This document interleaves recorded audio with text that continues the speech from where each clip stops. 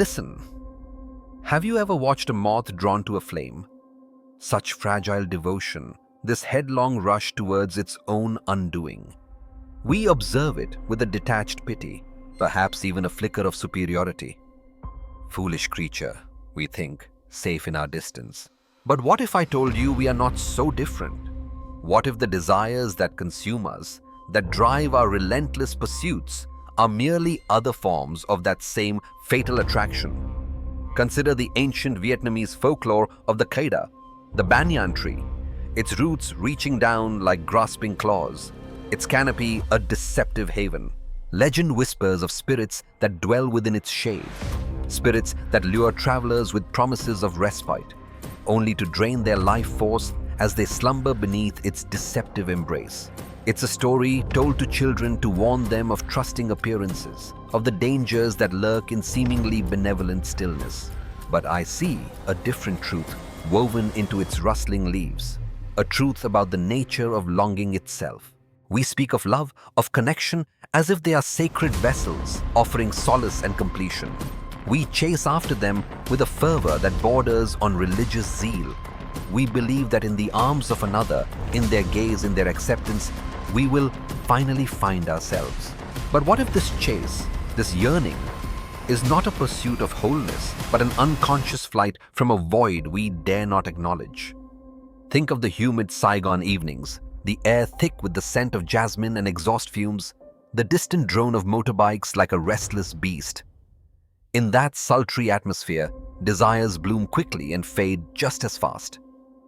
You see it in the fleeting glances exchanged across crowded cafes, in the hurried touches that promise more than they can deliver. It's a microcosm of our larger predicament, a frantic search for something to fill the emptiness, a desperate attempt to outrun the gnawing sensation of being alone with ourselves. Schopenhauer, that grim philosopher with a mind as sharp as broken glass, understood this. He saw the will to life, this relentless blind striving, as the fundamental driving force behind all existence. And love? For him, it was merely a clever trick played by nature to ensure procreation. A temporary illusion that masked the underlying misery of existence. Harsh, perhaps, but doesn't it resonate with the bitter taste left by so many fleeting romances, the hollow echo after the passionate storm has passed?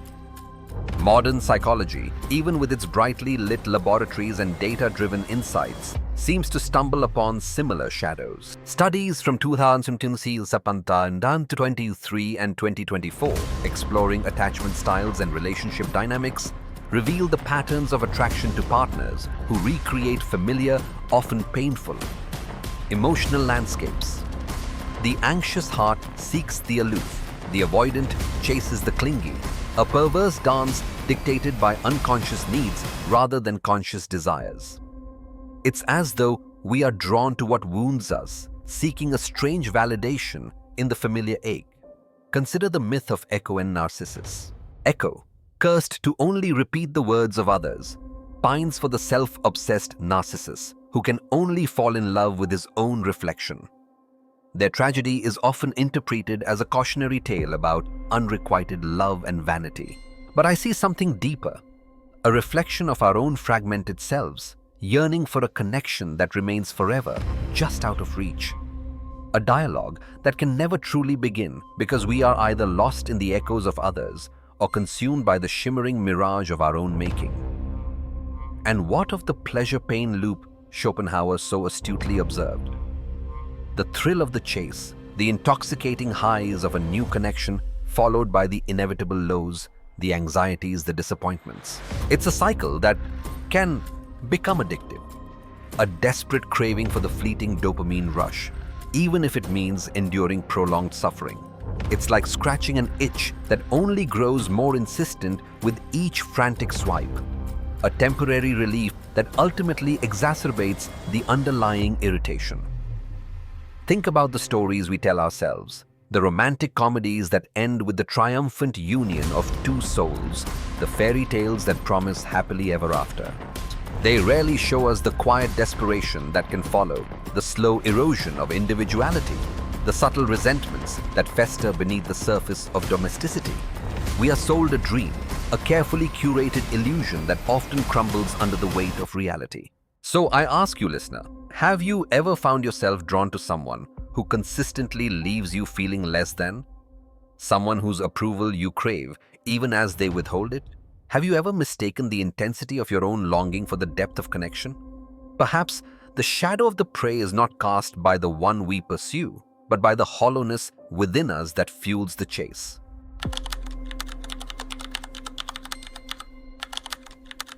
Sometimes the perfect woman is just a flawless cage you built for yourself. You see her, don't you? Even now, she sits in the velvet armchair of your memory, posture perfect, a single tear held in stasis on her cheek like a flawless dewdrop on a porcelain rose.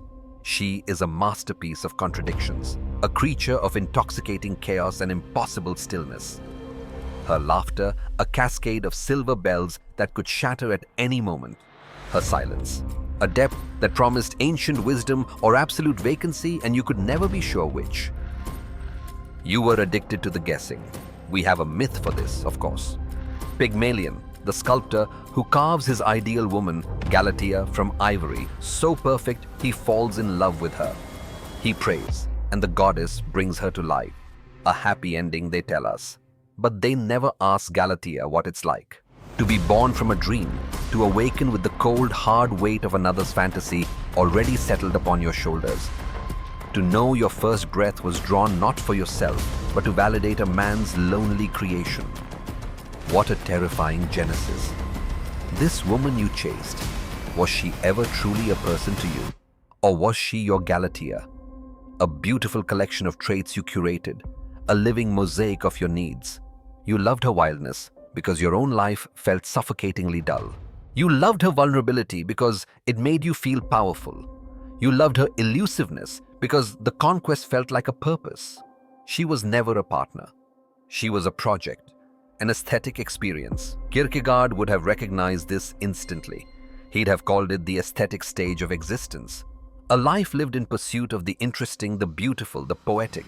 It is a life of surfaces, of sensations, of romantic possibilities that must never be allowed to curdle into the mundane reality of commitment.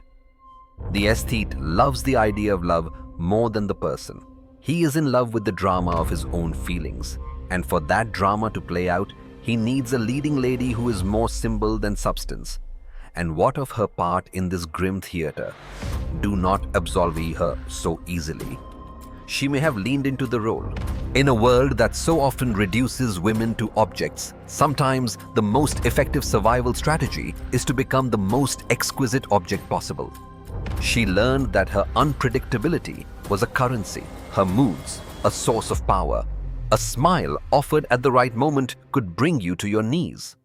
A withdrawn glance could send you into a spiral of obsessive analysis for days.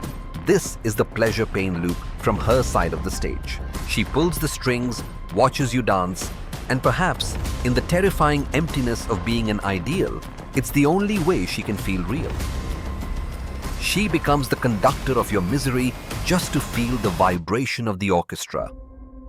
A 2024 study on the performance of femininity in digital age dating found that certain archetypes receive overwhelmingly disproportionate attention. The chaotic, emotionally volatile yet bewitchingly beautiful woman, the modern incarnation of the femme fatale, triggers a primal response in certain men. It's not love. It's an engagement of the ego. It's a puzzle to be solved, a storm to be weathered. The researchers called it intermittent reinforcement with an aesthetic shell. How wonderfully clinical, how perfectly soulless. It sounds like the design document for a particularly cruel video game. They have a story in rural Japan about the Yuki-onna, the snow woman, a being of impossible beauty who appears to travelers lost in snowstorms. Her skin is like ice, her hair like the night sky. To look upon her is to be frozen with awe. But if she kisses you, your soul is drawn from your body, and you freeze into a solid, lifeless statue. Men sought her, legend says, driven mad by tales of her beauty, believing their passion could melt her icy heart. They never considered that the ice was her heart. Her nature was not a curse to be broken, but a simple, cold fact. Her beauty was inseparable from her lethality. That was her, wasn't it? Dancing on the edge of a razor. Beautiful and dangerous. But her cruelty, her distance, her sudden retreats into coldness, were they acts of malice? Or were they the desperate, frantic movements of a marionette trying to sever its own strings? The moments the porcelain cracks, revealing the hollow space within. The moments the mask of perfection slips, revealing a terror that mirrors your own. The terror of not being enough, and the deeper terror of being nothing more than someone else's idea of enough. Well, here is the question I have for you, a question to whisper into the hollow of your own skull tonight. When you remember her, the scent of her hair, the exact cadence of her most cutting remark, are you mourning the loss of a woman, or are you mourning the destruction of the most beautiful mirror you ever found?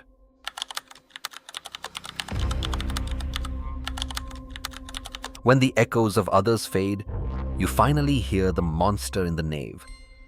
So you did it. You walked away. The frantic chase is over. The phone no longer burns a hole in your pocket with phantom vibrations. The endless cycle of hope and despair has finally ground to a halt. You have achieved what you thought you wanted, peace. But this isn't peace, is it? This is vastness. A silence so profound it has a sound of its own, a low humming dread. You've stepped out of a chaotic weather system and into a vacuum. You thought you were escaping a prison, only to find yourself standing in the middle of an empty, windswept plain with no horizon. And in the center of that plain, there is only you. Welcome to the cathedral of the self. You are its sole architect, its only gargoyle, its one lonely congregant. For years, you decorated its walls with tapestries of her. Her face was the stained glass rose window, casting colored light on everything within.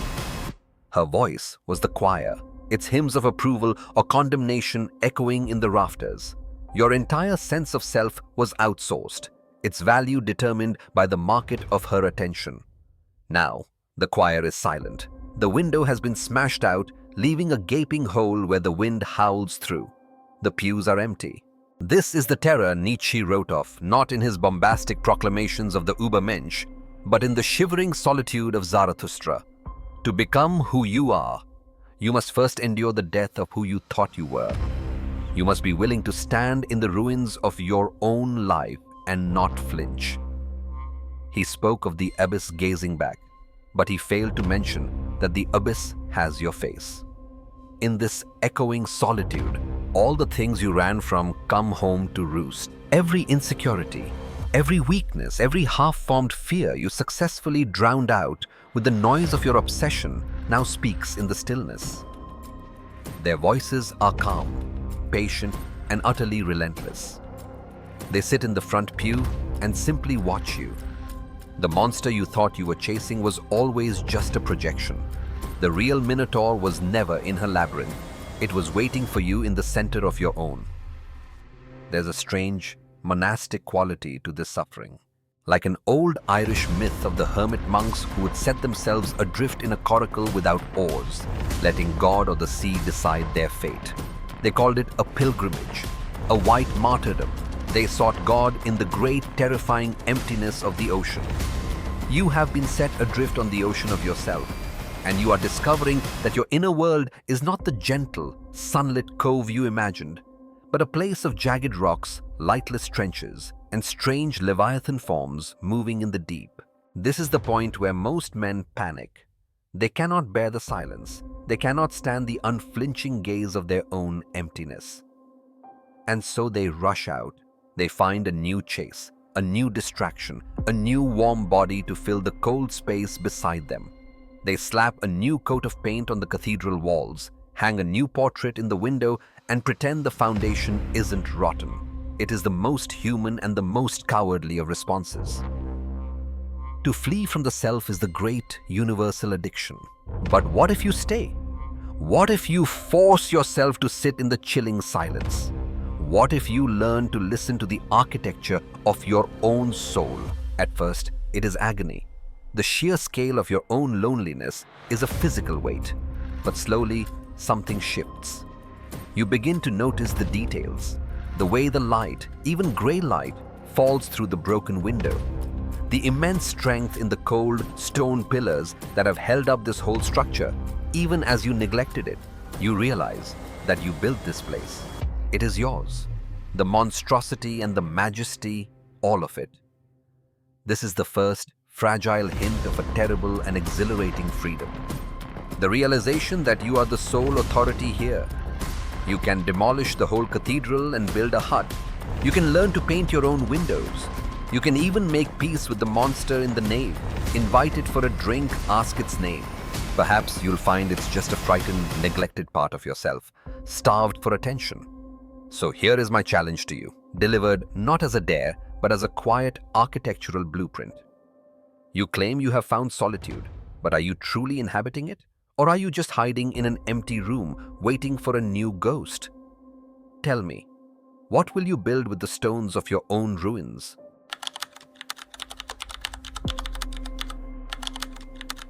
You can banish the memory, but the addiction has rewired your soul. Here's a bitter little joke for you. What's the difference between a haunting and a memory? Nothing. Absolutely nothing. It's just a matter of whether you're the one in control. And you, my friend, are not in control. You think because you stopped calling, because you deleted the photographs, because you inhabit that cold cathedral of the self, that you are free. How quaint. Babu, that's like an opium addict throwing away his pipe and declaring himself cured while the poison still sings in his blood. You haven't escaped. You've just entered the withdrawal phase. And this is where the real haunting begins. It's physiological. This isn't poetry, it's neurology. The pleasure-pain loop you were trapped in wasn't just an emotional drama. It was a chemical addiction. Every time she gave you a flicker of hope, your brain flooded with dopamine. Every time she pulled away, you were plunged into a cortisol-drenched panic, a state of high-alert anxiety. Your body learned to crave this roller coaster. Stability feels like death. Peace feels like a flat line. Your nervous system is a junkie screaming for a fix, and her memory is the needle. Recent fMRI studies, you can look them up, 2023, 2025, it's all there in cold clinical black and white, show that the brain centers activated by intense romantic rejection are the very same ones that light up during cocaine withdrawal and physical pain. When you feel that ache in your chest, that hollow point bullet hole where your certainty used to be, your brain isn't being metaphorical. It is genuinely registering pain. You are suffering a physical wound from a phantom limb. And the ghost, oh, the ghost is clever. It knows your weaknesses. It waits for you in the liminal spaces. In the moment just before sleep, it whispers her name in your ear. It ambushes you in the scent of a stranger's perfume in a crowded elevator, a scent so specific it paralyzes you for a moment. You'll hear a fragment of a song you once shared, and for a full 30 seconds, your body will betray you, bracing for her arrival, every cell humming with a Pavlovian readiness. In Eastern European folklore, they speak of the reappear or the vampire. But the old legends are more terrifying than the caped aristocrats of modern fiction. The original Slavic vampire was not a stranger. It was often a loved one, a recently deceased spouse who would rise from the grave, driven by a perverse hunger to return to its former home and torment the living. It would sit on their chests at night, draining not just their blood, but their life force, their will to live. It was a love that had become undead, a connection that had curdled into a curse. Does that not feel familiar? This love of yours is an reappear. It is dead, but it will not stay buried. It returns night after night to feed on your vitality, leaving you pale, exhausted, and unable to engage with the sunlit world of the living. You perform the rituals of moving on, but you are being haunted from the inside out. The ghost isn't in the house. It's in your veins. The most insidious part of this haunting is how it corrupts the present. You cannot meet someone new without using them as a pale imitation or a crude antidote. You will either seek out her exact opposite in a desperate act of rebellion, or you will unconsciously search for her echoes in another's face, another's laugh. You are like a man trying to read a new book, but the ink from the previous one has bled through every page, rendering it illegible. You are no longer available to the world. You are a closed circuit, a feedback loop of memory and craving. You've traded one prison for another. The prison of the chase was hot, frantic, and full of desperate action. This new prison is cold, silent, and padded with the suffocating cotton of your own obsessive thoughts. Both are equally effective at keeping you from the terrifying business of living. So, I have a question for you, and I want you to answer it with the brutal honesty of a man talking to his own reflection in a dirty mirror at 3 in the morning. You say you want to be free of her. Do you? Or do you cherish this haunting? Does this exquisite pain make you feel more alive than her presence ever did? Be careful how you answer. The ghost is listening.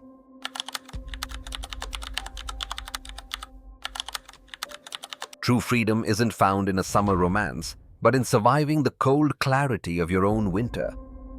The fires are out. The guests have gone home. In the hearth, only ash. In the heart, only bone.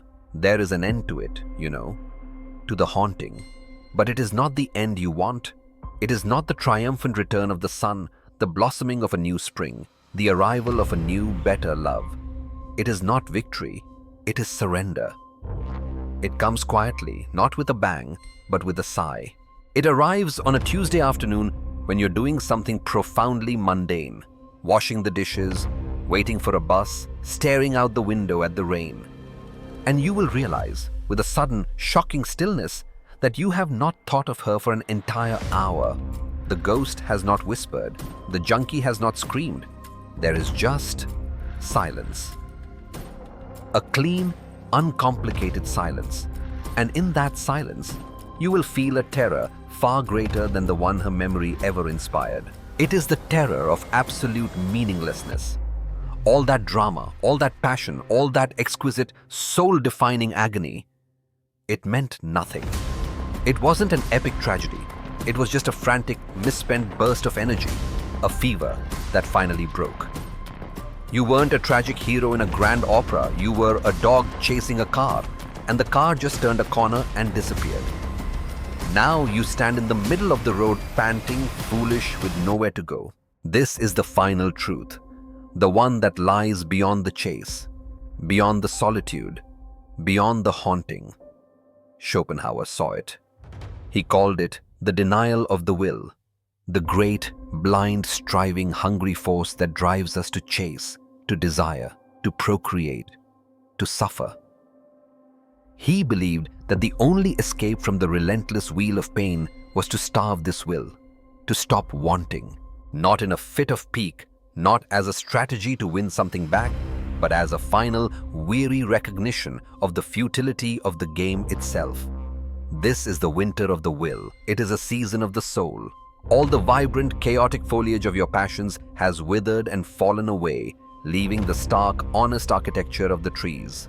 You see the world for the first time not as a stage for your desires, but simply as it is. A bird lands on a branch. Snow begins to fall.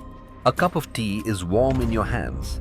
These things are not symbols. They are not omens. They are just things, and their simple, unadorned reality is both heartbreaking and profoundly beautiful.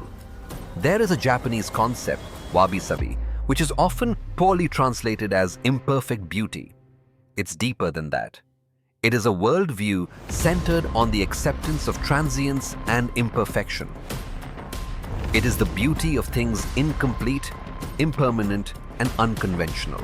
It is the crack in the ceramic bowl, the rust on the iron gate, the asymmetry of a moss-covered stone. It is finding peace not in perfection, but in the honest, flawed, and fleeting nature of existence. This is the liberation you find in winter. You learn to love the cracks in your own soul. You stop trying to be a perfect, polished marble statue for someone else to admire. You accept your own incompletion. You realize that your happiness was never in another person's hands. In fact, Happiness was the wrong word all along. The word you were looking for was peace. And peace is not a fiery, passionate thing. It is a cold, clear, quiet thing. It is the stillness of a frozen lake. This is the strange strength that comes when a man stops chasing what destroys him. He doesn't find another, better woman. He doesn't become a better man in the way that self-help gurus promise.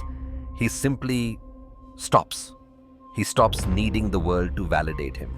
He stops needing a reflection to know he exists. He learns to provide his own warmth, to inhabit his own silence, to be his own anchor in the storm. It is a lonely strength. It is a quiet strength. But it is real, and it is yours. So, here is my last question. Not a challenge, not a riddle, but an invitation. Look around you, at the quiet reality of your room. Feel the weight of your own body in the chair. Listen to the sound of your own breathing. The great frantic romance is over. The curtain has fallen. Now, in the quiet darkness of the empty theater, with no one left to perform for, who are you?